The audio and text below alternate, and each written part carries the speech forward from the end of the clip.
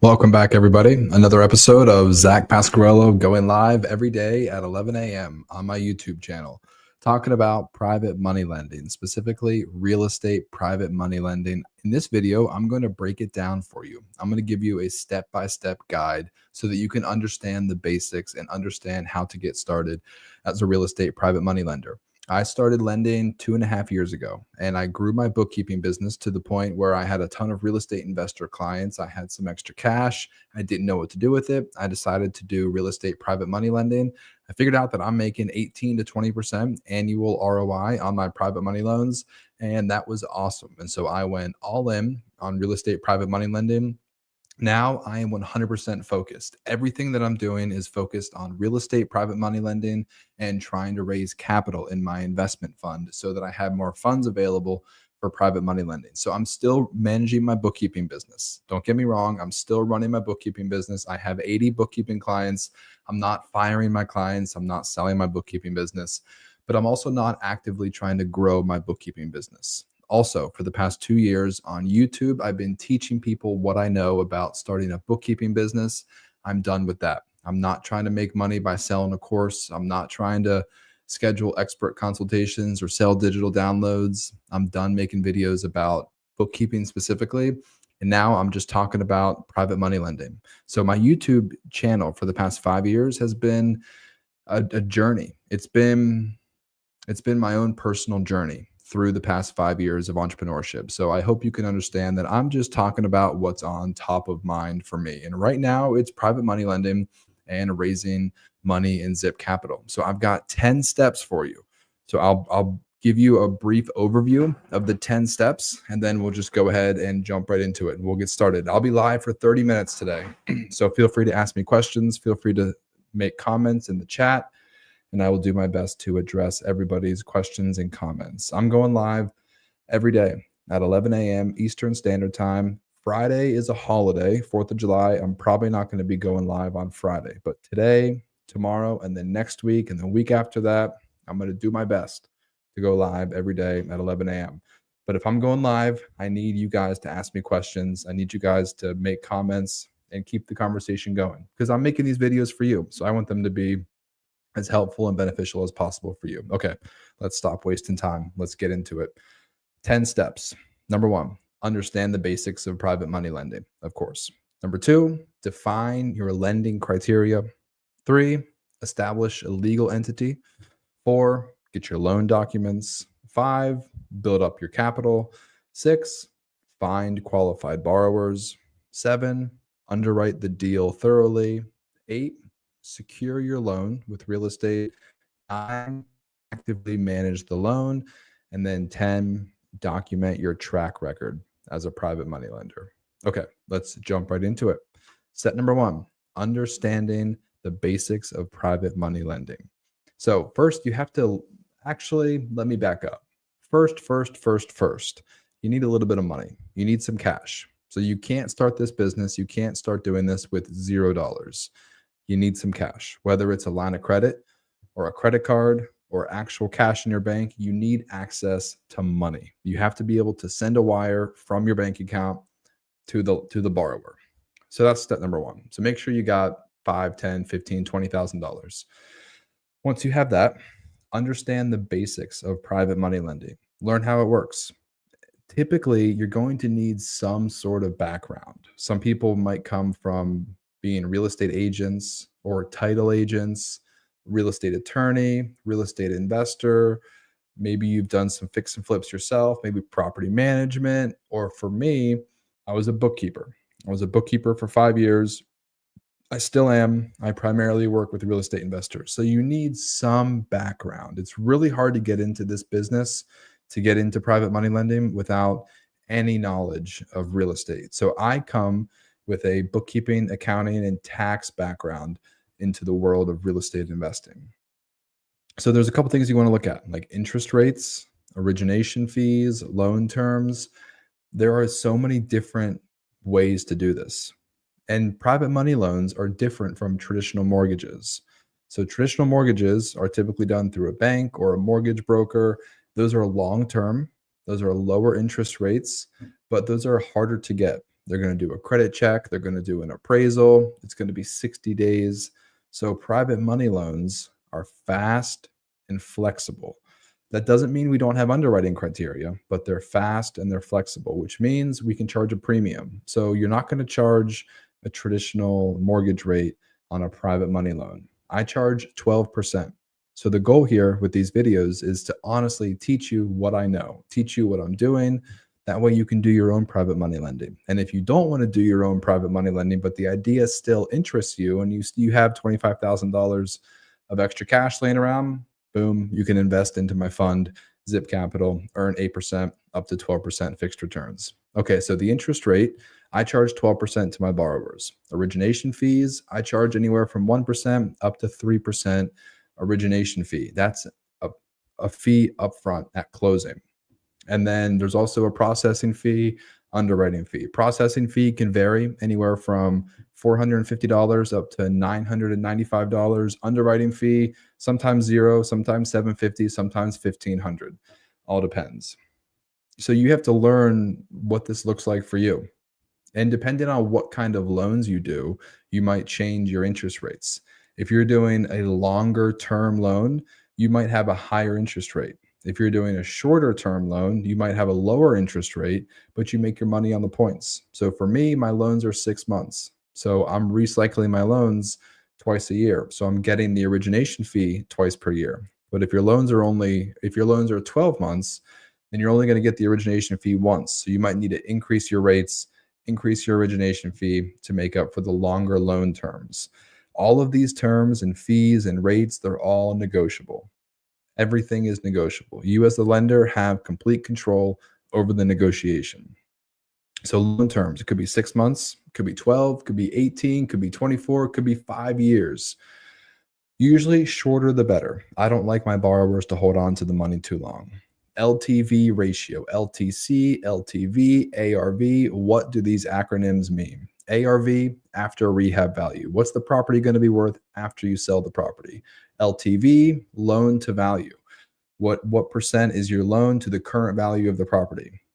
Sometimes LTC is interchangeable with LTV, but I've come to realize that loan to cost can be different to LTV if the purchase price of the property does not match the current value of the property.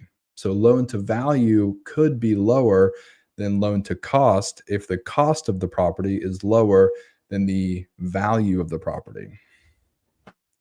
LTV, LTC, ARV, just some acronyms to think about. And you have to think what are you going to do for your underwriting criteria? Are you going to lend 100% of the purchase price, 80% of the purchase price, 80% of the current value of the property, or maybe 70% of the ARV of the property? And then borrower qualifications. You have to learn, how do you qualify a borrower? So that gets us right into the next point. Define your lending criteria. So step number 0 is get some money. Step number 1, understand the basics. Do some research, watch these videos. Hopefully I can teach you some basics. Step number 2, define your lending criteria. Decide what types of loans you're going to fund. Are you just going to fund fix and flips, maybe long-term rentals? There's a BRRRR method that's relatively new, maybe 10 or 15 years old. BRRRR method: buy, rehab, rent, refinance, repeat. So people will fix it and flip it and just sell it and be done with it, or they'll buy it and they'll hold it and they'll refinance with a traditional bank. You can lend as a private money lender on either of those as long as they are non-owner occupied. So that's the important distinction. I cannot legally lend on an owner occupied property, but if it's non-owner occupied, then I can lend on it. There's some other types of loans. There's new construction. There is land. There's commercial. There's multi-units. There's single family homes. You have to decide what types of loans do you want to fund. I definitely recommend pick a niche. There's no reason not to, because there are so many customers. There's so many borrowers. There's so many options. So many people want your money. So you might as well pick a niche. Pick something that you understand. Pick something that you know how to underwrite. So if you, for some reason, really understand commercial buildings or office buildings or warehouses, or maybe you only understand single family homes, or maybe you have a background in new construction, pick a niche and pick something to lend on. Don't deviate from what you decide the types of loans you're going to lend on. Definitely recommend start small, start narrow, start specific, and then you can always broaden your base once you get more money. But if you have less than $1 million, there is no reason for you to lend on multiple different types of properties. Unless you find just a home run deal, that's the best thing ever. There's really no need to lend on different types of properties. So figure out what types of loans you want to do. For me, right now, I'm basically only doing single family homes just because that's what I know. I don't know a lot about multi-units, apartment buildings, commercial buildings, land, and new construction. I don't know much about that. So I'm just sticking to the most basic single family home. Minimum borrower experience for your lending criteria. Are you only going to lend to experienced investors? Are you willing to lend to inexperienced investors, but maybe your rates are higher?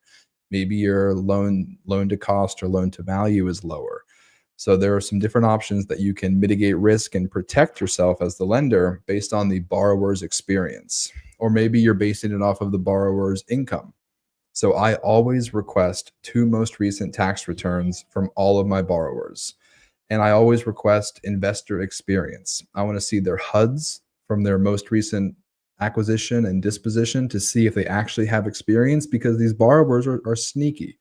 They might tell you they have experience, and then when you ask for the documentation, they're going to come up with 5 different excuses as to why they don't have the proof yet, why the project is just now finishing up. They're still waiting on the buyer to finish their most recent fix and flip, which is fine, but you just need to decide.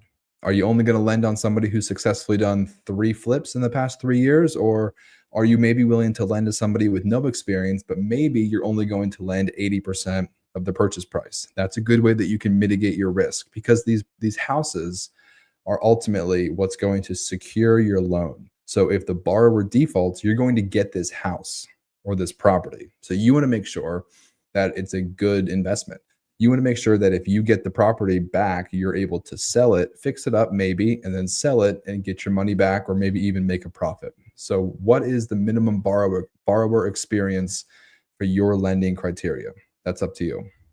Max LTV, I've already talked about that, and that can really affect your ability to recoup your investment. I have seen with experienced real estate investors, once they've built a relationship with a lender, and this is the cool thing about being a bookkeeper, I have a behind the scenes view onto all of these people and all of what they do. So I can really see, it's actually incredible. I can see what these real estate investors are borrowing and lending from other lenders. So I can see the HUDs from other lenders. So I can see what other lenders are charging, what percent of the purchase price other lenders are charging. It's pretty incredible to have that viewpoint, that perspective behind the scenes. So if you're a bookkeeper, consider getting some real estate investor clients, reviewing their HUDs, asking some questions, and then you can get some personal experience before you start being your own private money lender. And then what markets are you going to lend in? So I am based out of Pennsylvania, but I don't lend in Philadelphia or Pittsburgh because cities are different. Cities have different rules and licenses requirements. Permits are crazy. I just don't want to get involved with Pittsburgh or Philadelphia, Baltimore, New Jersey, New York, Ohio. I'm only lending in Pennsylvania, excluding Philadelphia and Pittsburgh. There are plenty of real estate investors in central PA, northwest, northeast PA, outside of the city. So I'm not lending inside the city. Also, you want to stick to a market that you know. So for me, I know central Pennsylvania. It's where I live. I don't know Philadelphia. You could go 1 block over and all of a sudden you go from a decent street to a terrible street that nobody wants to live on. If you don't know the intricacies, the ins and outs of your neighborhood or the city that you're lending in, you could find yourself in serious trouble.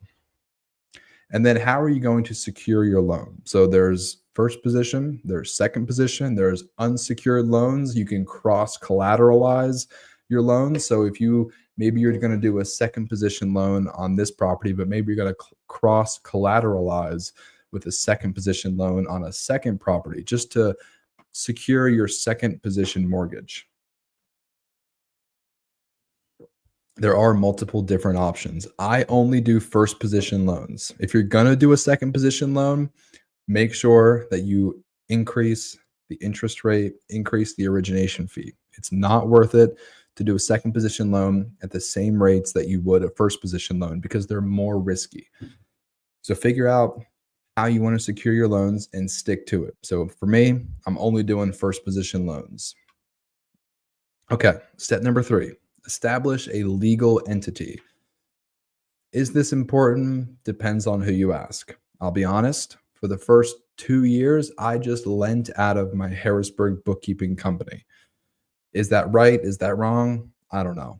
There are some people who will tell you to get a separate company for everything, but then keep in mind administratively, that's another Schedule C or another tax return. That's another QuickBooks account. That's another bank account. There's just a lot that goes into it administratively. So yes, from a asset protection and a liability perspective, I'm sure it's a good idea to get a separate legal entity. Did I do it? No. Is it absolutely necessary? That's for you to decide.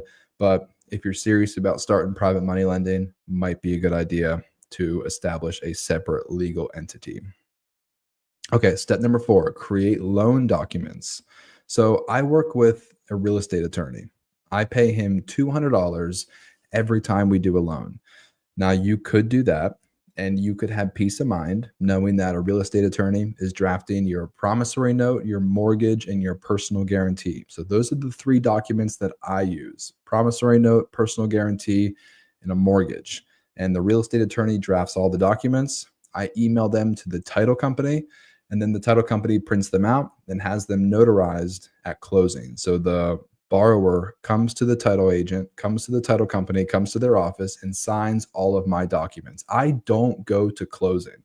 I'm not there as the lender when these people are buying these properties. So this can be totally virtual, totally remote. You don't even have to go to the properties when you're underwriting them. You can, of course, if you want to get eyes on and look at the property, but you don't have to. I just request interior and exterior pictures of the property.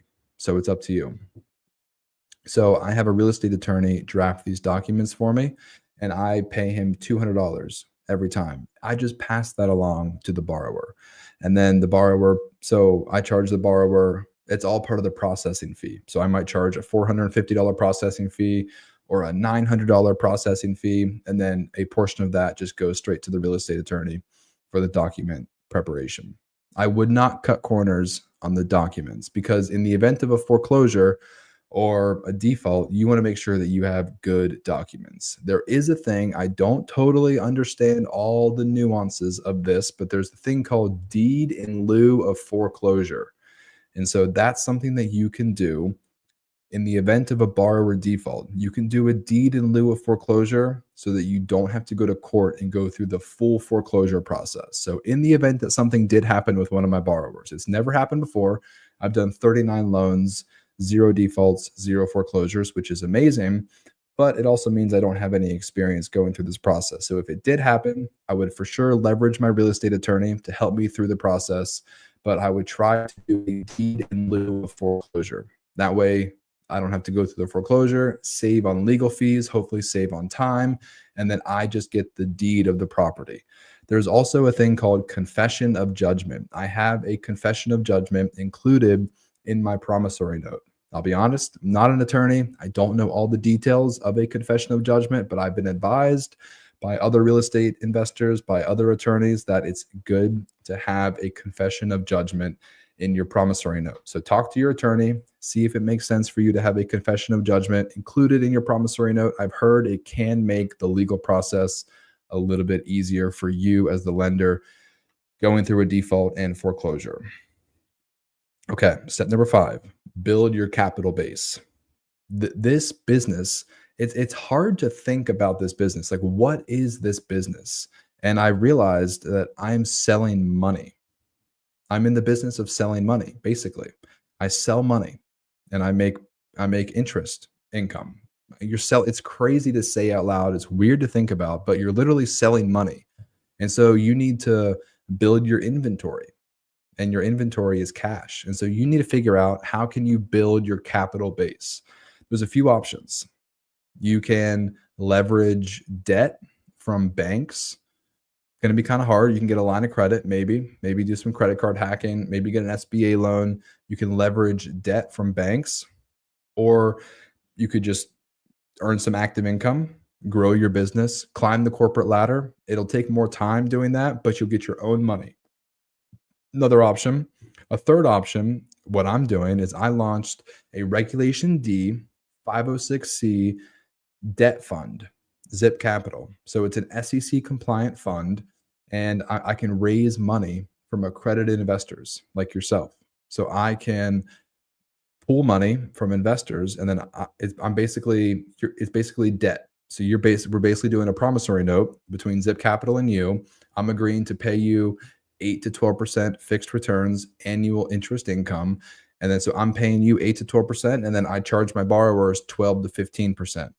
And then so I make the difference. So either way, if you want to grow your private money lending, whether you're bootstrapping and funding it yourself and just growing your business and saving cash, or climbing the corporate ladder, or you're getting debt from a bank, or you're getting debt from other people, doesn't matter. One of those three ways, you're going to have to raise capital. You're going to have to build your capital base if you want to grow private money lending, because we are in the business of selling money. It's kind of a weird concept, but that's the business that we are in. Okay, so we've got a few more minutes left in this live stream. I'm going to go ahead and check out the comments in the chat real quick.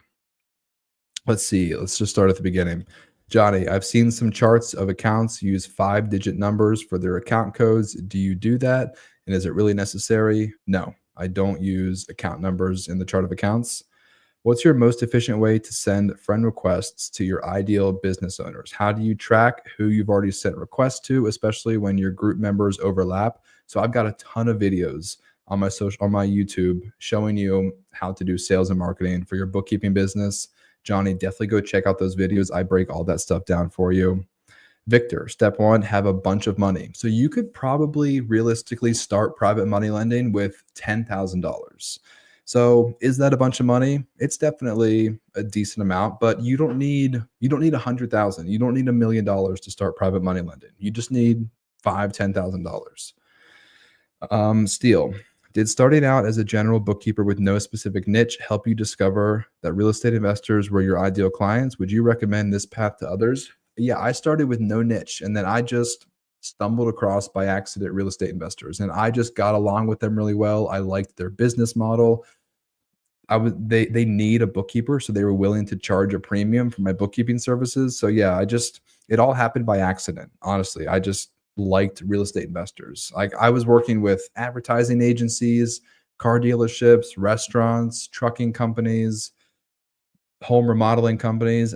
None of them were as good as real estate investors. And it was all just hair salons. It was all just personal preference. So it all literally just happened by accident. I know there's some people who love restaurants. Some people love advertising agencies. Some people love truckers. It all depends on you, your personality, and who you get along with. What was the best quality you learned while in the military? And where was your favorite place you were stationed at? My favorite place that I was stationed at was Savannah, Georgia. That was amazing. And the best quality that I learned while I was in the military, I would probably say the best quality that I learned was my ability to work together as a team, and also my ability to do hard things. So up until that point, when I joined the Army, I was in college, and it was my first job out of college. And I hadn't really done too many really hard things.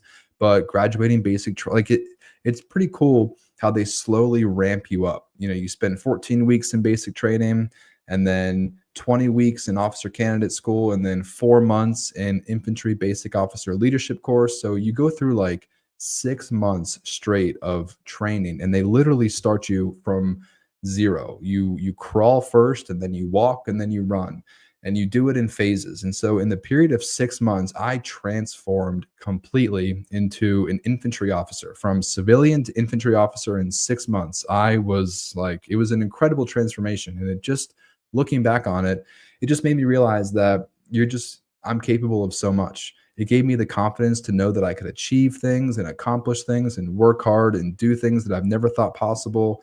And it showed me that just by working hard, being disciplined, and yeah, it just taught me that you could really accomplish anything. And so I feel like that probably gave me some confidence that I needed to go out into corporate America, get a job, and then eventually start my own business. So that might not be the best answer. I'm sure there's a bunch of other lessons that I learned through being in the Army for 4 years. But yeah, learning how to work hard and learning how to accomplish things was probably one of the main things that I picked up on.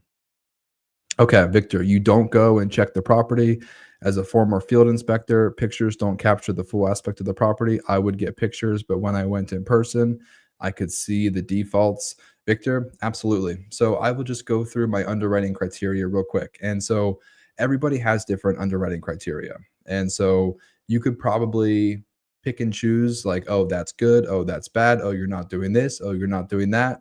But it would be probably unrealistic to do everything all at once. And so I have picked personally what makes the most sense for my preference and my strengths and my interests. So, two most recent tax returns, two most recent bank statements, financial reports, P&L, balance sheet, pay stub, and investor experience. So, there are two most recent HUDs from their acquisition and their disposition. So, that's what I look at on the individual side, the person. And then from the property, I look at the comps they use to calculate the ARV.